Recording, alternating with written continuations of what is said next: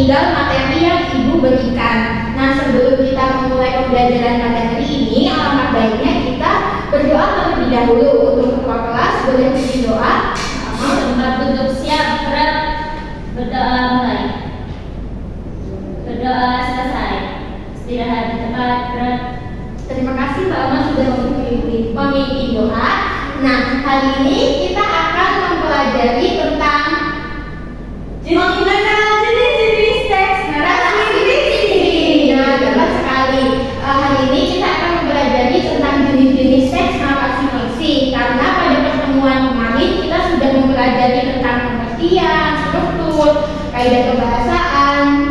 Jadi di kesempatan kali ini kita akan mempelajari tentang jenis-jenis teks narasi fiksi. Namun sebelum itu, Ibu akan membacakan tujuan pembelajaran pada hari ini. Yang pertama, peserta didik mampu mengidentifikasi minimal 6 jenis teks narasi fiksi dengan tepat. Yang kedua, peserta didik mampu menemukan dan merumuskan ciri khas utama dari tiap jenis teks fiksi melalui kegiatan kelompok. Setelah itu, di sini Ibu mempunyai 2 contoh teks narasi fiksi. Yang pertama, ada cerita dongeng Maling Kundang. Ini menceritakan tentang anak durhaka yang dikutuk oleh ibunya menjadi batu karena dia melawan orang tuanya. Nah, yang kedua ada novel Laskar Pelangi karya Arya Wirata yang menceritakan tentang perjuangan anak sekolah di daerah pedalaman agar kita bersekolah. Nah, kedua teks ini termasuk teks narasi fiksi. Namun penyebutannya itu berbeda. Yang ini disebut termasuk dalam kelompok dongeng dan yang ini masuk ke dalam kelompok novel. Adakah yang bisa menjelaskan atau adakah yang bisa menyebutkan alasan dari perbedaan kelompok ini? Ya silakan Mbak Rana. Jadi kalau menurut saya, kalau misalkan di Laskar Pelangi itu bukunya tebal Bu. Jadi ceritanya tuh panjang banget. Nah, tapi kalau yang Maling Kundang itu ceritanya pendek dan biasanya itu cuma ditemukan di beberapa kumpulan cerita-cerita rakyat. Gitu Ibu. Benar sekali yang dikatakan oleh Mbak Rara. Jadi Laskar Pelangi ini disebut novel karena dia terdiri dari berbagai subbab dan terdapat beberapa tokoh di dalamnya. Sedangkan Maling Kundang disebut sebagai dongeng karena ceritanya ini tidak realistis atau tidak mungkin terjadi di dunia nyata. Ada lagi yang mau menjawab? Sudah? Cukup. Oke. Ibu akan melanjutkan ke jenis-jenis lainnya. Namun sebelum itu, Ibu akan menjelaskan tentang pengertian teks narasi. Teks narasi adalah teks yang menceritakan suatu peristiwa atau kejadian dengan tujuan menghibur, menyampaikan pesan moral, atau menggambarkan pengalaman. Nah, teks narasi ini sebenarnya dibagi menjadi 2, yaitu teks narasi fiksi dan teks narasi non-fiksi. Namun, pada hari ini Ibu akan fokus di teks narasi fiksi saja.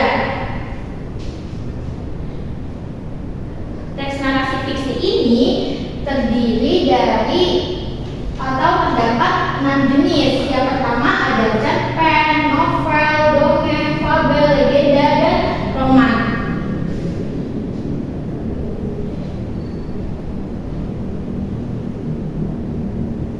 Yang pertama ada cerpen. Cerpen atau cerita pendek merupakan kisah fiksi ringkas yang berfokus pada satu konflik utama dengan penyelesaian cepat. Biasanya cerpen ini bisa dibaca dengan sekali duduk atau halamannya tidak terlalu banyak. Yang kedua ada novel. Novel merupakan karya fiksi panjang yang berbentuk buku dan menceritakan kisah hidup seseorang secara kompleks serta mendalam. Biasanya di novel ini tokohnya tidak hanya satu, namun beragam dan latarnya juga beragam. juga beragam. Yang ketiga, terdapat dongeng. Dongeng merupakan cerita rakyat zaman dahulu yang penuh keajaiban dan umumnya tidak benar-benar terjadi. Selanjutnya ada fabel, cerita fiksi yang menggunakan hewan sebagai tokohnya dan mengandung pesan moral. Adakah di sini yang bisa mencontohkan cerita fabel ini seperti apa? Judulnya bebas saja, siapa? Yang sering kita tonton di televisi. Saya boleh Mbak Nasra? Cerita fiksi hewan ya? Iya. Kancil dan buaya itu Bu, yang kancil menyeberangi sungai dengan punggung buaya. Benar sekali. Kira-kira pesan moral yang bisa diambil dari cerita itu apa ya, Mbak Nasra? Pesannya itu kan si kancilnya itu ke sungai dengan cara menipu buaya. Ya. Nah, berarti kalau untuk para penggemar seperti kita, berarti kalau kita ingin meraih sesuatu itu jangan dengan kecurangan, jangan dengan cara licik, tapi harus dengan cara yang jujur. Terima kasih Mbak Nasra sudah memberikan contoh. Berikan tepuk tangan untuk Mbak Nasra. Nah, selanjutnya ada mitos atau legenda, yaitu cerita rakyat terkait asal-usul tempat, benda, atau kepercayaan masyarakat terhadap hal mistis. Nah, dari daerah kalian kira-kira mitos atau legenda yang masih dipercayai sampai sekarang apa ya? Dia bisa katakan? Dia bisa jawab? Saya Bu, Ya silakan Mbak Ilmi. kalau saya itu ada legenda batu kapur Bu. Itu gimana ya Mbak ceritanya? Bukan batu kapur Ibu.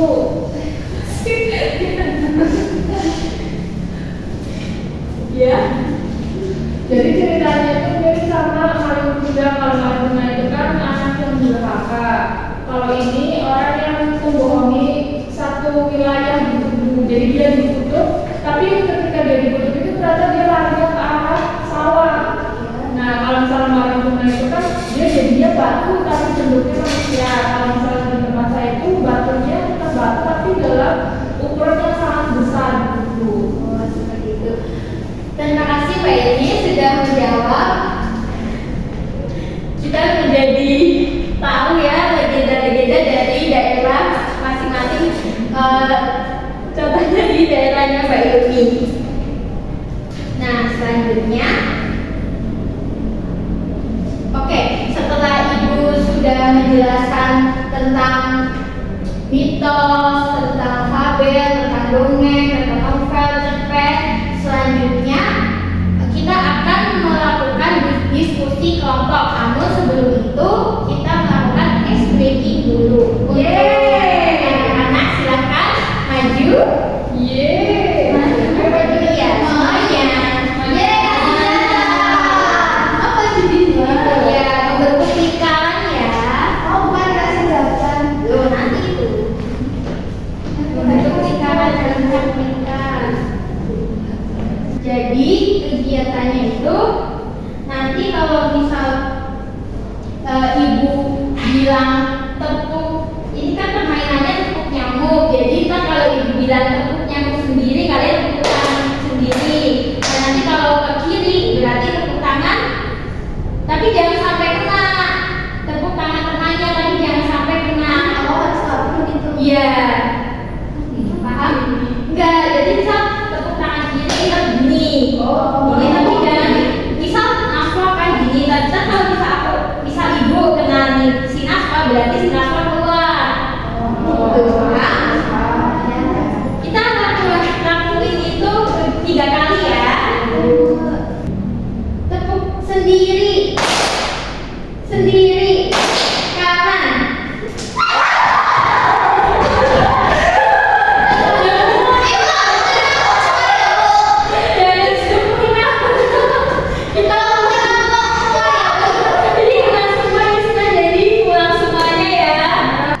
Tepuk yang sendiri, sendiri, kanan.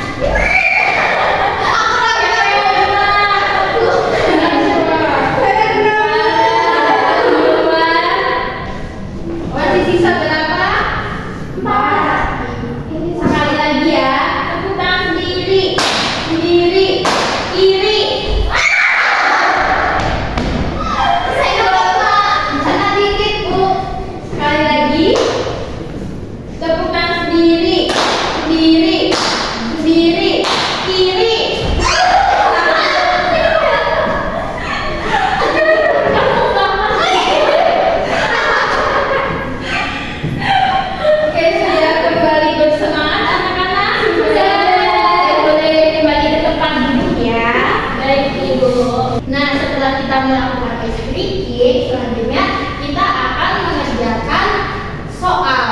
Jadi nanti ibu akan memberikan notes ini kepada kalian dan kalian mengisi ciri-ciri dari teks fiksi. Contohnya nanti misal Mbak Rana dapat cerpen, jadi Mbak Rana menuliskan ciri-ciri dari cerpen. Menuliskannya 2 ciri-ciri saja ya. Nanti kalau sudah selesai, kita akan menempelkannya di whiteboard ini. Tapi menempelkannya secara bersamaan. Jadi sekarang kalian tulis begitu.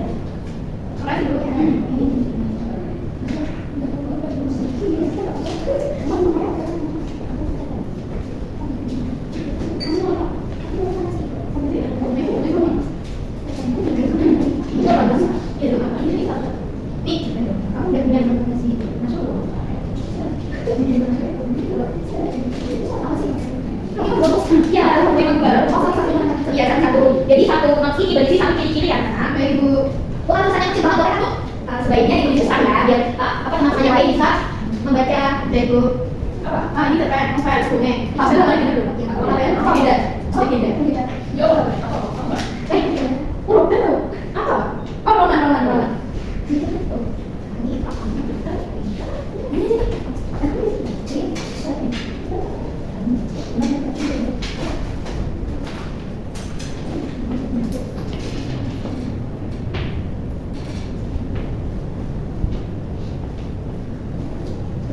Ya, ini saja yang kalian mengerti. 1 menit lagi untuk jangan lupa dikasih double tick ya, biar bisa ditempel.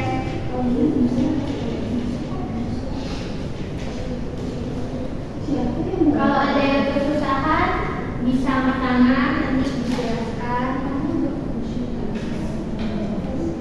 Bu, ditempel di muka, Bu. Oh, jangan nanti mukanya berjerawat. Kalau sudah bagaimana Bu? Kalau sudah disimpan terlebih dahulu ya untuk teman-teman yang lain. Kalau sudah boleh beritahu ibu. Ya sudah. Saya sudah. Bentar Bu. Ya. Sudah semuanya? Sudah. Baik, sekarang silakan maju untuk menempelkan sesuai dengan bagian-bagian yang kalian dapat. Iya, Bu. Kamu dapat apa?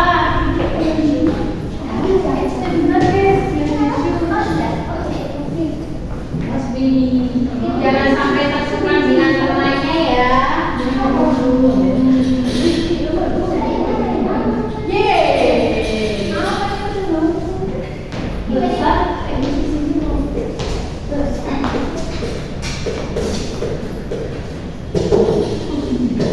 Hai, Ibu cantiknya, Bu. Oke, baik. Di sini sudah terisi jawaban dari teman-teman semuanya. Ibu akan bacakan satu-satu. Cerpen dari cerpen. Ya. Di sini Mbak Amal menuliskan cerpen memiliki alur tunggal, hanya ada satu konflik atau masalah utama. Benar atau tidak? Betul. Yang kedua, ceritanya singkat dan langsung tamat atau habis dibaca sekali duduk. Benar? Benar.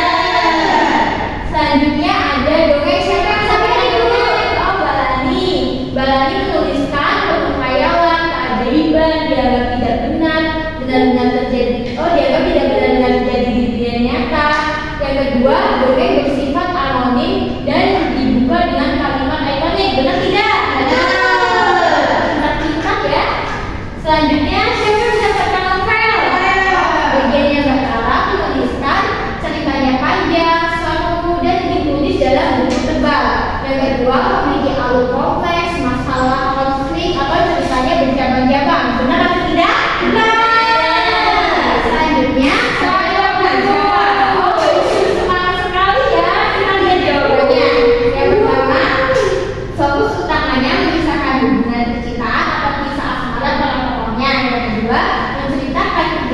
menyebut tokoh secara lengkap mulai dari muda sampai meninggal menggunakan gaya bahasa puitis. Nah, ini selanjutnya fabel. Siapa yang menggunakan fabel? Oh, bagian Banaswa. Banaswa menuliskan fabel tokoh utamanya adalah hewan. Hewan-hewan di dalam cerita bisa berpikir, berbicara, dan berperilaku seperti manusia. Nah, yang terakhir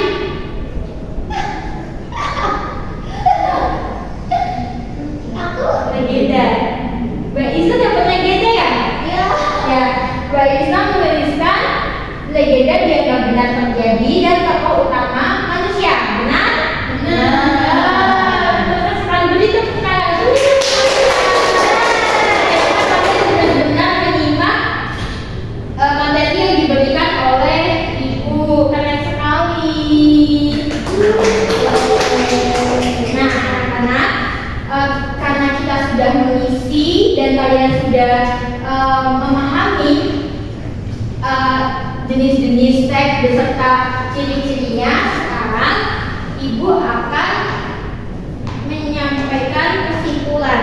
Namun, Ibu akan memberikan kesempatan bagi kalian yang ingin menyimpulkan kegiatan pembelajaran pada hari ini. Siapa? Mbak Nasra boleh? Ya, silakan. Jadi dari pembelajaran hari ini kita tahu bahwa setiap jenis teks narasi fiksi itu memiliki ciri khas yang unik, cerpen, beralur tunggal, dan cepat tamat. Kalau novel itu ceritanya panjang dalam buku tebal. Sementara itu, dongeng bersifat khayalan tanpa pengarang atau anonim. Fabel menampilkan dewa yang bisa berbicara. Legenda menceritakan asal-usul suatu tempat. Nah, yang terakhir, roman itu secara khusus berfokus pada perjalanan kisah asmara tokoh dari muda hingga akhir hayat. Terima kasih Mbak Nasra sudah menyampaikan kesimpulan pada hari ini. Jadi intinya dari jenis-jenis teks ini itu memiliki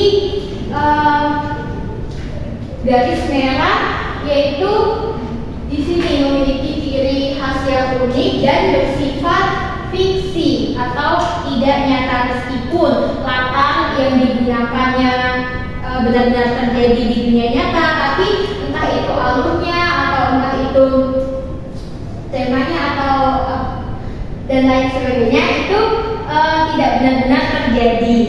Nah, selanjutnya kita akan masuk di kuis. Ibu akan memberikan barcode. Kalian silakan. Kok gini?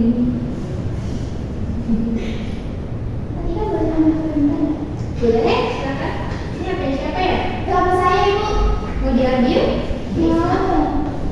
Terima kasih, Ibu. Ibu akan memberikan waktu berapa menit kira-kira? Ini barcode-nya mana? Sebentar ya.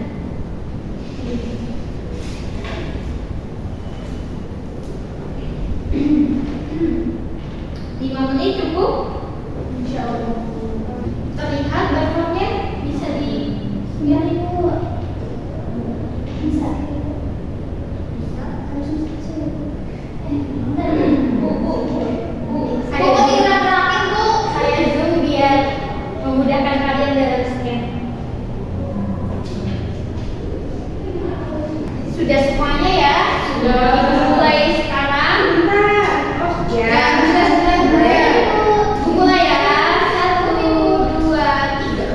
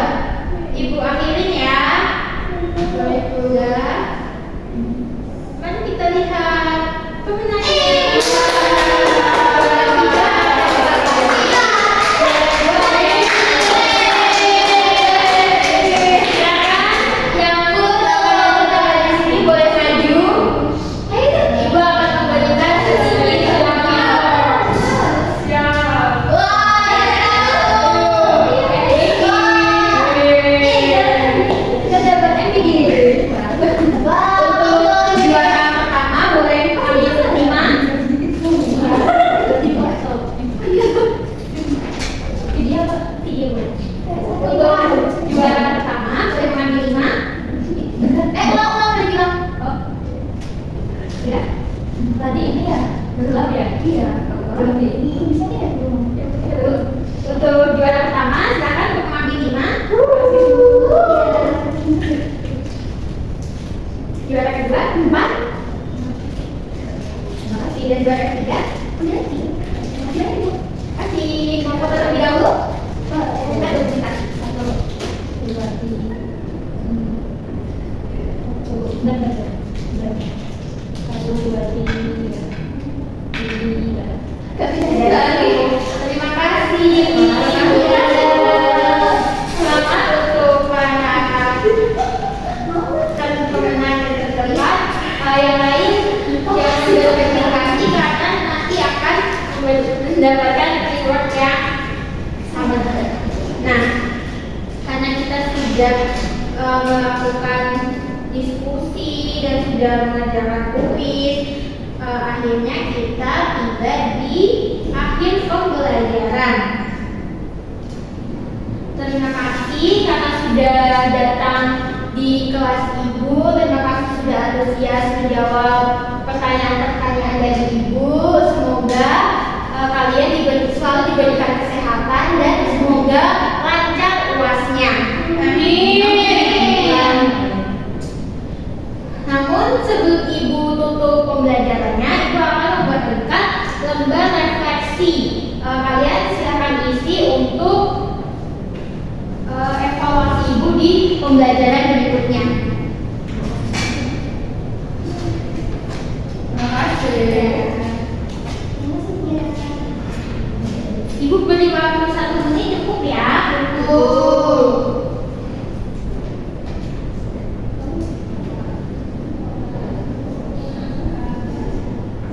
Sudah? Ibu akan ambil. Terima kasih.